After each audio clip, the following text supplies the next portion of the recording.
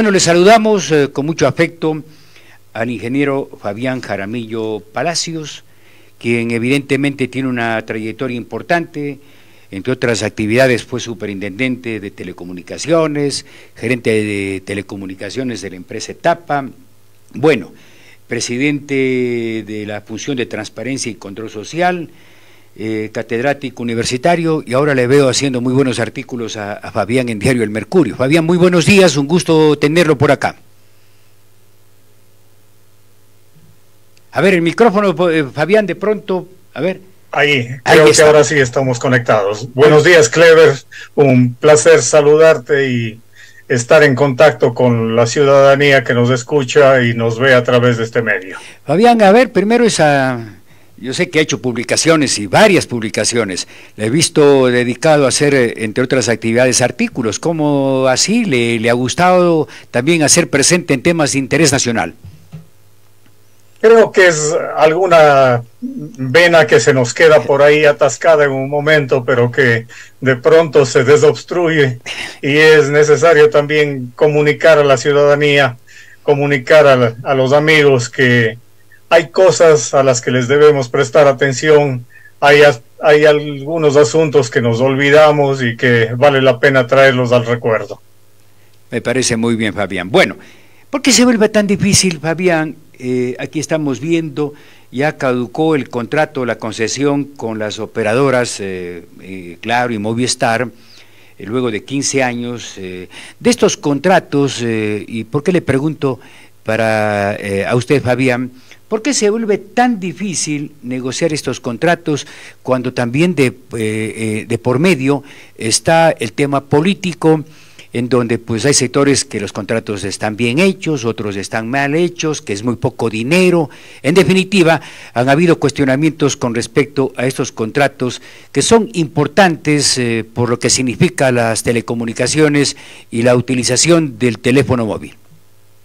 Bueno, en efecto, la negociación de este tipo de contratos siempre será un tema arduo de discusión, por cuanto las opiniones de las personas pueden diferir en el sentido que se anotaba. Es decir, unos pueden creer que lo que se ha cobrado es más de lo que se debió cobrar y que como consecuencia de ese cobro excesivo, las operadoras no han hecho las suficientes inversiones para dar servicios de calidad, porque el Estado los ha retirado esos dineros en forma anticipada. Por otro lado, habrá personas que opinan que el valor que se ha fijado por la negociación es insuficiente y que se debió haber pedido mucho más. Yo creo que estas negociaciones deben partir precisamente de un análisis responsable, que no lo hizo el gobierno que se fue de Guillermo Lasso. La persona que estaba encargada de ello era la ministra de Telecomunicaciones y también varias personas que en sucesión ocuparon el cargo de directores de la Agencia de Regulación y Control de Telecomunicaciones. En consecuencia, estas personas debieron haber preparado un modelo matemático, una estimación de costo, debieron haber hecho un análisis de las maneras en las que se ha negociado en el ámbito internacional condiciones similares a estos contratos, y en función de eso establecer cuáles son los parámetros bajo los cuales el Estado debe negociar. En mi opinión, por supuesto, está que el Estado debe mirar un poquito más de lo inmediato. Yo sé que en este momento en particular hay muchas necesidades económicas de parte del gobierno central, y que echar mano a un dinero que puede llegar fácil y rápidamente a aliviar en algo las arcas fiscales puede ser una tentación, pero creo que la visión tiene que ser un poquito más a largo plazo y mirar cómo garantizar para los ciudadanos, para los usuarios, que haya calidad en los servicios, que haya suficiente inversión en la infraestructura necesaria para dar cobertura, para dar continuidad al servicio, para garantizar la seguridad de las comunicaciones, que es uno de los aspectos cruciales. Todos estos temas creo que deben ser puestos sobre la mesa al momento de efectuar la negociación. A ver, y claro, no está al margen porque son sectores estratégicos del Estado ecuatoriano y lógicamente el tema, si los montos del contrato son buenos, son malos, ¿cómo se calcula esto, Fabián? Porque también hay un tema que me parece importante, es el tema tecnológico. Están hablando de que todavía no llegamos, por ejemplo, a 5G, que es una cobertura mucho mejor, mucho más amplia. Tal vez una explicación sobre ese tema. Bueno, siempre, como digo, es discutible cuánto es lo adecuado que se debe cobrar. No hay una fórmula mágica que diga este es el valor exacto y a partir de eso negociamos. Es precisamente una negociación en donde hay una oferta y demanda. Claro que estamos hablando de un negocio que es interesante, el de las telecomunicaciones, pero que no es menos cierto también que ese negocio ha ido reduciendo sus ingresos de una forma más o menos importante. Pensemos simplemente que hace 15 años que se hizo la concesión anterior, el costo de una llamada telefónica estaba en alrededor de 15, 18, 20 centavos. El techo estaba establecido o se estableció en ese momento en 25 centavos. De ese valor a la actualidad, miremos cuánto estamos pagando actualmente los usuarios por el valor de un minuto de llamada telefónica. En muchos casos son gratuitas dentro de la operadora y en otros casos el valor que se paga cuando se debe llegar a la red de otra operadora están en 2 o en 1 o en 3 centavos. En consecuencia, sí hay una rebaja importante en ese aspecto. En otro aspecto que también vale que recordemos es en el número de llamadas telefónicas.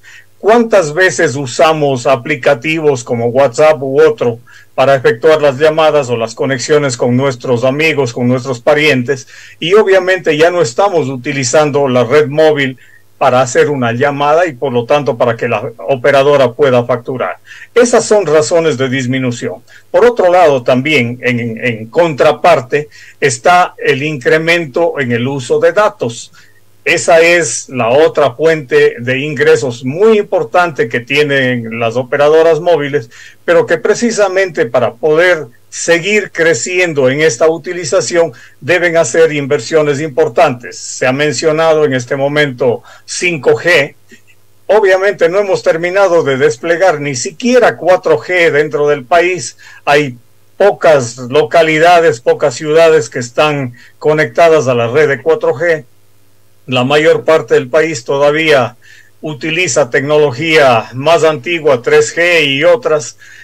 En consecuencia, debemos pensar que no es dadivoso de parte de las operadoras el hacer una inversión que luego no la van a recuperar. Tienen que pensar como negocio y eso es legítimo y normal.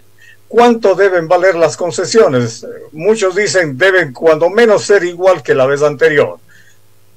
Siempre será discutible, es decir, hay temas y valores que debemos analizar con cabeza fría, con argumentos y con soporte técnico, matemático, científico, que pueda validar de alguna forma sin que eso, insisto, sea una cifra exacta. Es un tema de negociar. El Estado estará buscando obtener el mayor ingreso posible, las operadoras estarán de su lado pretendiendo no pagar un centavo. Entonces, en ese margen, pues hay mucho espacio para la discusión, mucho espacio para negociar y habrá que encontrar una justa medida que sea adecuada para ambas partes. Ahora, Fabián, ¿cuál sería esa medida? Porque también hay queja de que el servicio, por ejemplo, donde yo estoy en este momento, se me hace difícil comunicarme hacia afuera, es una casa lógicamente antigua, esa es una queja de mucha gente que se queja de que el servicio no es bueno, ¿no? A nivel nacional, de que la cobertura tiene deficiencias en varios sectores del territorio ecuatoriano. Entonces, en ese escenario, ¿cómo debe plantearse, Fabián, el próximo contrato de concesión de las operadoras? Yo creo que una de las exigencias debe ser precisamente esa, es decir, que las operadoras garanticen calidad con la más amplia cobertura. Pero para hacer eso obviamente necesitan inversiones y necesitan crecer en tecnología.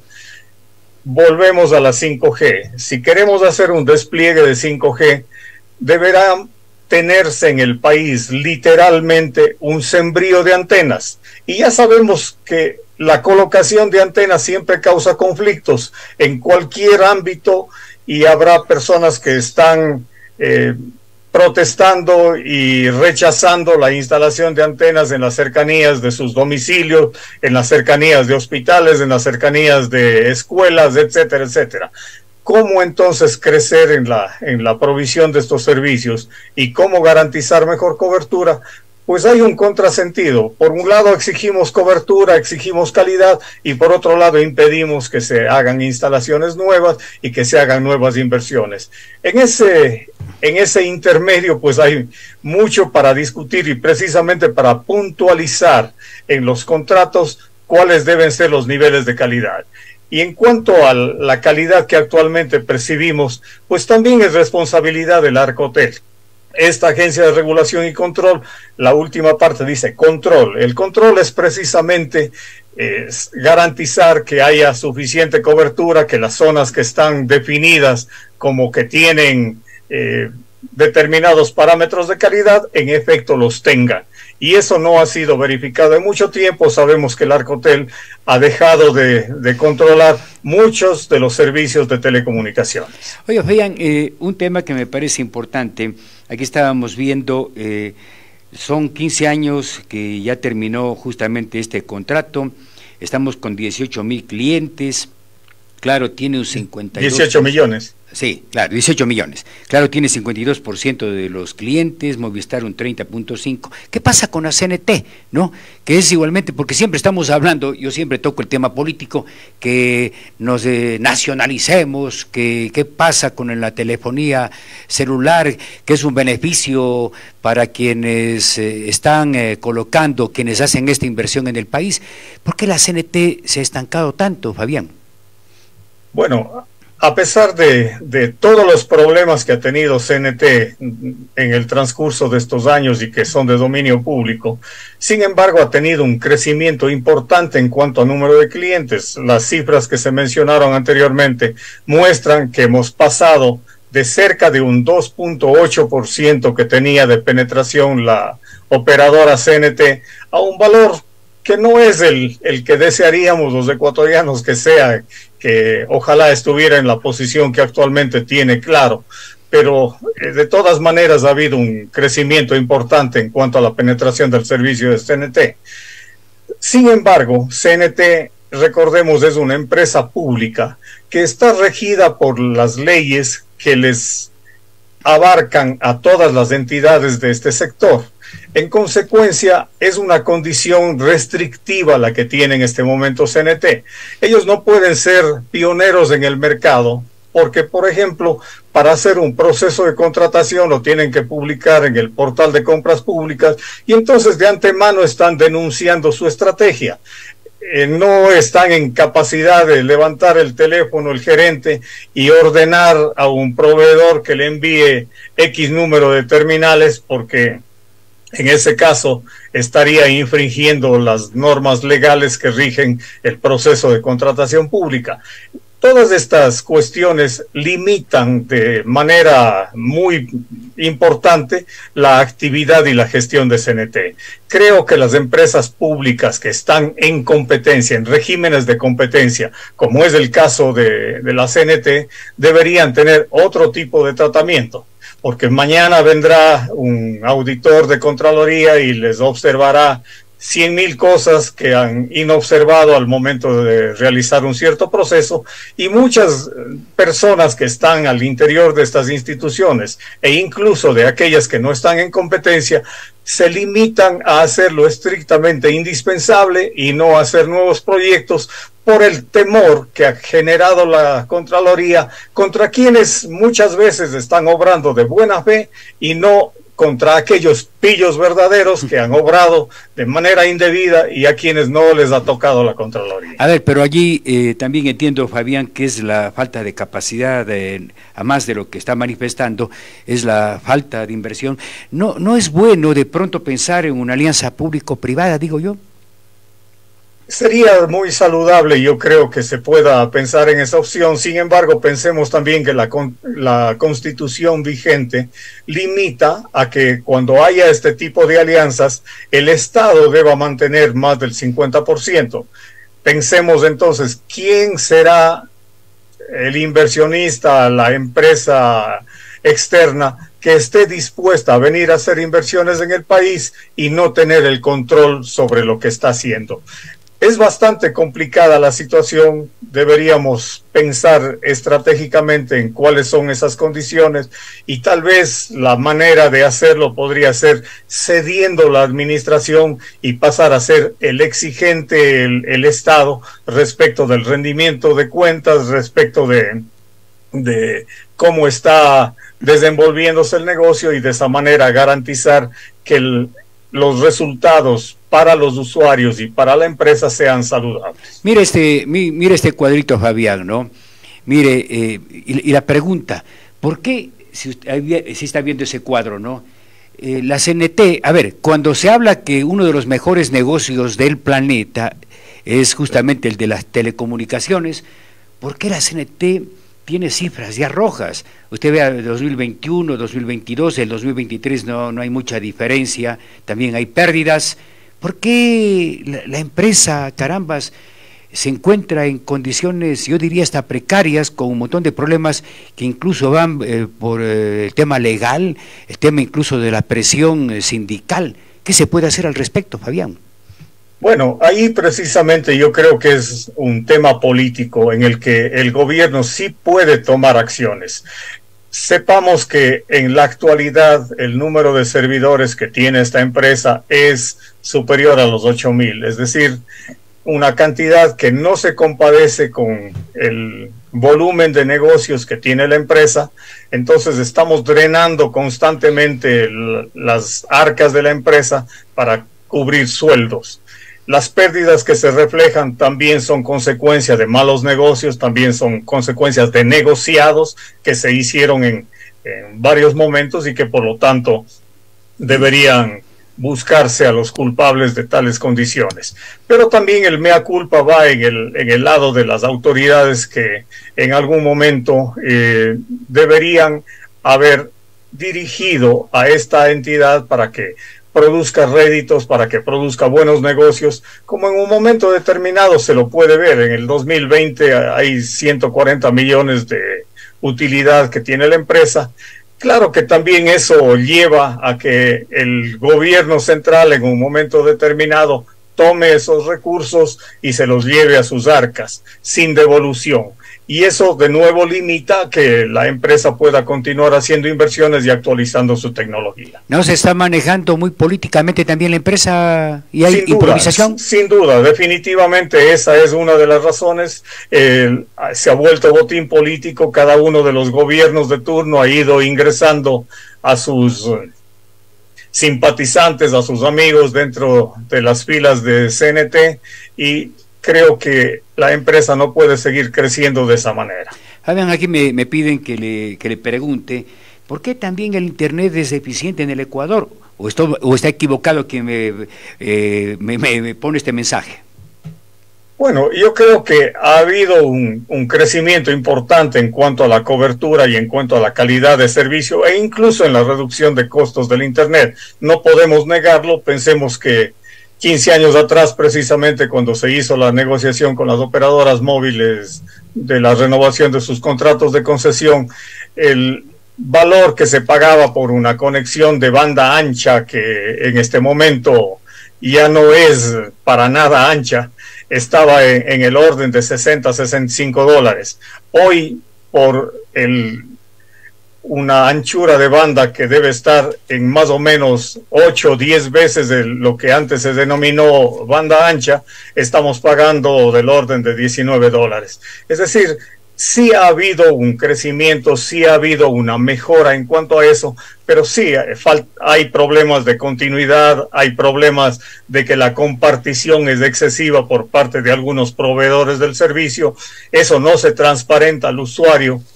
Al momento de hacer la negociación, le dice, le voy a dar me invento en este momento, 2 megas de ancho de banda. Lo que no le dice es que esos 2 megas los va a poder utilizar solamente ese usuario a las 3 de la mañana cuando es el único que está conectado. Entonces ahí sí tiene 2 megas de ancho de banda, pero en el resto del tiempo está dividida esa misma anchura de banda entre 6, entre 8, entre 10 usuarios, o en el mejor de los casos cuando menos 2. Entonces estas condiciones deben ser exigidas por parte del Arcotel, que se transparente a los usuarios de cómo se lo está haciendo. Bueno, y allí también viene, Fabián, la inquietud. ¿Qué es lo que se podría plantear? Estamos en un proceso difícil a nivel de nuestro país, ¿no? Vemos que las empresas públicas en su mayoría no están funcionando bien. Hay también la presión en donde se exige cuidado, se privaticen las empresas. Desde ese punto de vista, se sugiere de pronto, alguien decía, las empresas públicas deberían tener una administración tal vez al margen de lo que es la institucionalidad de nuestro país y dar de pronto administración, hasta se piensa a nivel internacional. ¿Qué cree usted al respecto, Fabián?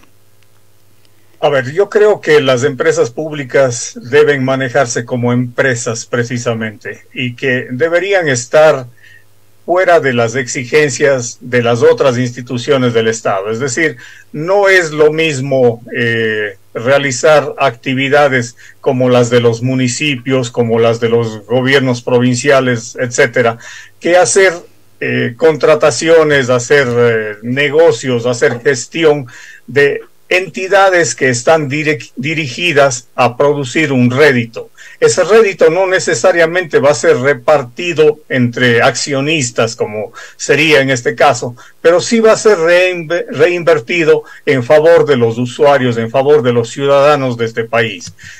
La otra parte es el temor que se ha generado a la Contraloría y a sus auditores. Es también legítimo que muchos de estos empresarios que están gestionando las empresas se limiten a hacer los proyectos mínimos necesarios, porque llega alguien sin mayor conocimiento de ese negocio y hace unas observaciones que no tienen nada que ver y que se tiene que gastar dinero de su bolsillo para estar explicando con abogados y más el por qué se hizo de tal o cual manera. Mi opinión es que estas empresas deberían manejarse bajo el régimen de empresas, estar sujetas al control de la Superintendencia de Compañías, y esta sería la entidad que debería vigilar que sus resultados sean óptimos. Y la rendición de cuentas debería ser hacia sus accionistas. Si son empresas municipales, a los municipios, al Consejo Cantonal; si son empresas provinciales, al Consejo Provincial, y así por el orden. En el caso de CNT, aquí es el gobierno central, es el Ministerio de Telecomunicaciones, en este caso, el que lleva el control de esta empresa. Pues debería ser igualmente a este organismo a quien se le rinda cuentas de los resultados y del rendimiento que produzca.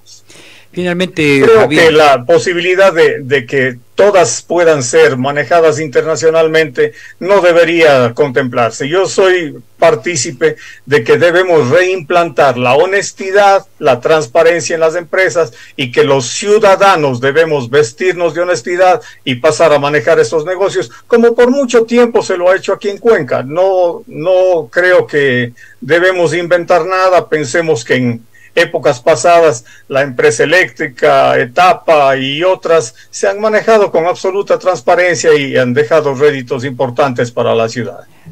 Oiga, a propósito ya, Fabián, el tema de Etapa, no puedo dejar de preguntarle.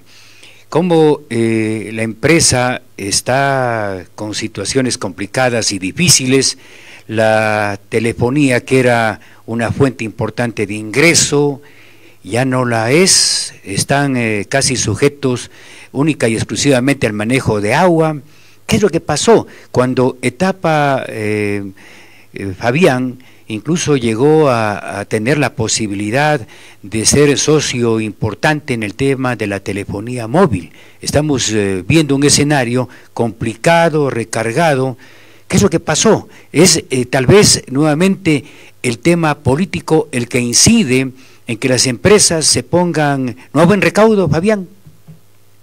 Creo que sí, lamentablemente esa es la situación. Las empresas han recibido un tinte político importante y por consecuencia han dejado de mirar a su objetivo principal y se han centrado en dar oportunidades de puestos a una serie de personas que no necesariamente han tenido la mejor intención o el mejor conocimiento para enrumbar a estas entidades. Creo que en el caso de Etapa ha habido muchas equivocaciones, por decirlo menos. Ha habido una falta de acción, sobre todo oportuna, para emprender en nuevas oportunidades de negocio. El tema de Internet, en el cual Etapa tuvo un posicionamiento importante, lo ha ido perdiendo en favor o en traspaso hacia operadoras privadas que en este momento brindan el servicio. Pensemos que la condición de operadora importante se ha ido desgastando. De todas maneras, insisto, Etapa tiene aún hoy una autorización para ser operador móvil virtual a nivel nacional. Claro que tiene que usar la infraestructura de las otras operadoras, pero veamos que en el propio país hay operaciones como la que vemos en el mercado bajo el nombre de Tuenti y otras, o Supermaxi, que hacen operación móvil virtual y que no creo que estén perdiendo dinero. Seguramente están ganando algo de dinero y por eso se mantienen operativos. Etapa tiene la opción de utilizar este título habilitante. Sin embargo, casi han transcurrido 15 años desde su autorización sin que Etapa haya hecho nada por buscar cómo utilizarlo apropiadamente. Qué pena, ¿no? Qué pena. La verdad es que la empresa ha tenido una caída bastante notable. Fabián, no sé si algo más quiera decir. La próxima le voy a invitar para hablar sobre el tema eléctrico, donde también usted tiene mucho conocimiento y solvencia. Gracias, Clever. Creo que el resumen de esto es que, como soy un optimista, tengo realmente la certeza de que se reenrumbarán las empresas, las instituciones por nuevos senderos. Siento que hay las condiciones como para que puedan tomar estos desafíos en forma importante y aprovechar las circunstancias que hoy ofrece el mercado, ofrecen las operadoras internacionales, ofrecen las posibilidades de alianzas estratégicas y que se puedan encontrar nuevos días mejores para todo nuestro país. Ese es mi anhelo. Perfecto, Fabián. Muchas gracias, ¿no? Gracias, Clever. A las órdenes siempre. Perfecto.